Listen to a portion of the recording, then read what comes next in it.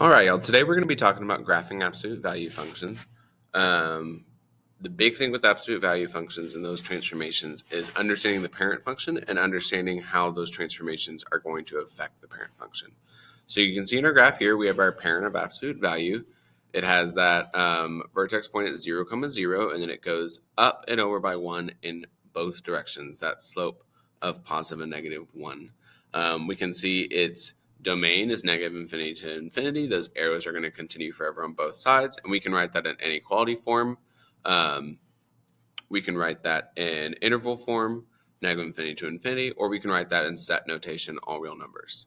Then our range, 0 to infinity, but we do want to include 0 so that less than or equal to. As we can see, our graph does get to 0, but then continues on forever upward towards infinity. Or in interval form, that bracket 0 to infinity, that bracket means include, just like that line under means equals to. And we don't really have a set way to write range, but those are the two that we can use. And then our slope of the branch, positive or negative 1, as I've already discussed. Our vertex, that's 0, 0. And then our axis of symmetry, because our absolute value function is symmetrical, is x equals 0. It's that imaginary vertical line that goes straight through the center. Okay. Now, any absolute value function, any function for that matter, is affected by our transformation variables. We have those 4 transformation variables, A, B, C, and D. And they each affect the graph in different ways because of where they're at in the function. A, which is all the way in the front, is going to affect our vertical stretches and compressions. So A values that are greater than 1, like 2, 4, 7, are going to stretch that graph out vertically. Okay. A values that are between 0 and 1, so 1/2, 1/3, they're going to squish my graph vertically. And then last but not least, and this negative is kind of outside of what A actually is. No matter what, if the A value is negative, it's going to cause a reflection across that x-axis. So it's going to instead open up, it's going to open down if we have that reflection across the x. Okay. Now, A is vertical stretch and compression, while B is horizontal stretch and compression. And B, because it's now inside the function, it's inside those absolute value signs, is going to do the opposite of what you would imagine it would do. So B is that horizontal stretch and compress, or that reflect over the y-axis. B values that are greater than 1 are going to horizontally compress. So while A greater than 1 vertically stretch, B greater than 1 horizontally compress. B values between 0 and 1 are going to horizontally stretch it out.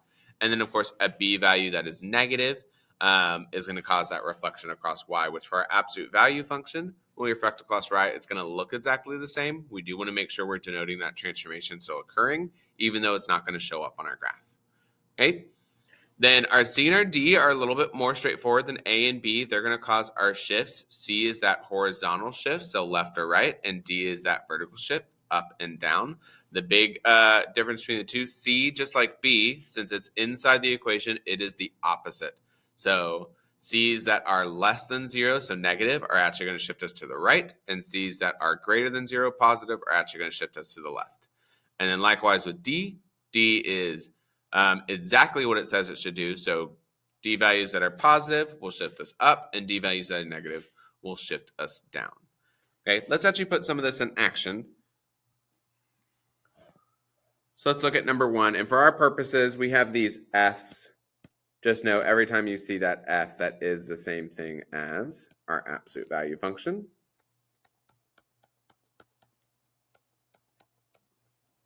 So let's go ahead and rewrite this first one, number 1. We have R of X is equal to the absolute value. And then right off the bat, we notice that that negative 4 is not actually separated out like our B is in our transformation equation. So what I'm going to do is I'm going to divide out negative 4. So negative 4x divided by negative 4 would leave me that negative 4 on the outside and just x on the inside. And then negative 2 divided by negative 4 would leave me with positive 1/2. So all I did is take a GCF of negative 4 out. When I'm taking a GCF out, it's like I'm dividing that number out and just placing it right in front of a set of parentheses from what I just factored it out of. Whatever I have left over, if I were to multiply it back in, so if I were to say multiply this negative 4 back in, and to both of them, I should get my original, which is that negative 4x minus 2. Now from here, I can identify those transformation variables. So this negative 4 is on the inside, which means it's going to be a b value. And my b value is a horizontal stretch or compression. So since it's greater than 1, I'm going to horizontally compress by a factor of 4 or by 1/4. If that's easier to know. And then because of that negative, I'm also going to reflect across the y-axis. Then my c right here, that plus 1/2. Okay, because that is positive, I'm going to do the opposite. So c is going to shift me to the left by 1/2. Okay, now when graphing, the first thing to do is to get the vertex. So in this case, the only thing that affects our vertex is actually the c or the d value. So my c value shifted me to the left by 1/2.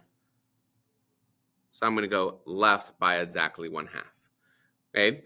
Then the second thing is that my slope is always my a value by my b times my b value. Now we didn't talk about this, but a is technically in the front. And if there's no a value, it is an a value of 1. So 1 times 4, and yes, I can just take 4. I don't need to worry about the negative. Does give me a slope of positive or negative 4, which means from my vertex, I'm going to go up by 4 into the right by 1 and up by 4 into the left by 1. And that should give me my two slopes in both directions and should shape my absolute value function. Now to know that we're doing everything correctly, let's look at our transformation variable. So we horizontally compressed by 4, so it should be a fourth more squished this direction, okay? And we shifted to the left by 1/2. We have that reflection across the y, but as we've said, that reflection across the y is not really going to affect how our graph looks, okay? So let's practice getting those key features written in. So our vertex, it's shifted to that negative 1/2 comma 0. Our domain is always all real numbers or negative infinity to infinity. Okay, our range is still 0 to infinity. We didn't shift up or down at all, so 0 to infinity. And then our axis of symmetry, always that x value of our vertex, so x equals negative 1/2. Okay, should be relatively straightforward as we're looking across that one. Okay, let's look at number 2. So on number 2, once again, I'm going to rewrite this function first and foremost. So negative absolute value, x plus 1 plus 2. Okay, and then I'm identifying those transformation variables. So first off, I have that negative. That is my a value, which means I'm going to reflect across the x-axis. Then I have this plus 1. That is my c value, which means I'm going to shift opposite, so left by 1. And then my d value, which here is at the m, plus 2, which means I'm going to do exactly what it says, which is shift up by 2. So once again, start off with my vertex. The only thing affected by the vertex is my c and my d. So left 1, up 2. So new vertex right here. Okay. Then I want my slope. My slope is always my a value times my b value. So we already identified our a as negative 1. And our b, we don't have it inside, but it's technically a 1 as well. So 1 times 1 would, of course, give me positive or negative 1. Okay, so it is going to be positive or negative 1, but because that reflection, instead of going up, I'm going to open down. So down and to the right, down and to the left, and I can just repeat that pattern until I have a pretty good idea of where my absolute value function is going to go. And then from there, I can add in my lines. Okay, and to make sure that we did everything correctly, let's check our transformation variables. So we reflected across the x-axis. We are opening the opposite way. We shifted to the left by 1, and we shifted up by 2. Okay, so let's go through our key features. Our vertex is that negative 1 comma 2. Our domain, always negative infinity to infinity. Our range now, we're going up to 2, but then instead of going up towards infinity, we're going down towards negative infinity. So we flip it around, and it's negative infinity to positive 2, and then positive 2 included with that bracket. And then axis of symmetry is always the x value of our vertex, so x equals negative 1. Okay, Go ahead and pause and see if you can do number 3 without me.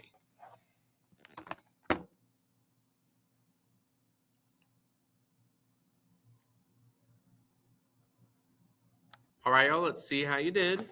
So we get the function -3 absolute value of x plus 2 minus 1.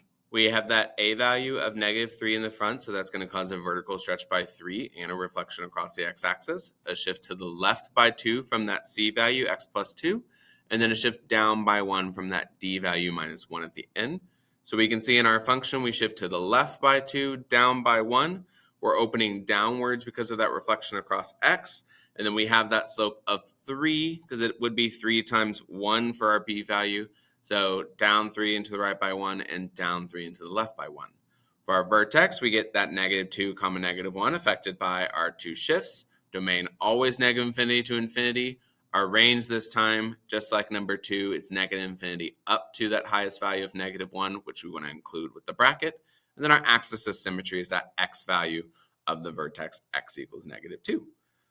Okay, so we practiced a little bit graphing from given equations. Let's kind of spin it around a little bit. And now we're going to be given some pieces and we're going to try and write the equation. So on number 4, we're told that it is reflected across the line y equals 0 and translated up 4 units. So we know that if it is reflected across the line y equals 0, then we know our a value needs to be -1. And if it's translated up by 4 units, then we know our d value has to be equal to 4. So if a is -1 and d is equal to 4, then we can write our new absolute value function, f of x is equal to, and we want that negative in front of the absolute value, so a -1, absolute value of x, because we don't have a b or a c, and then we're shifting up by 4. Then, of course, we can make sure we translate all of that onto our graph, so shift up by 4, put a nice point by here, and then we are going to open down instead of up because of that reflection.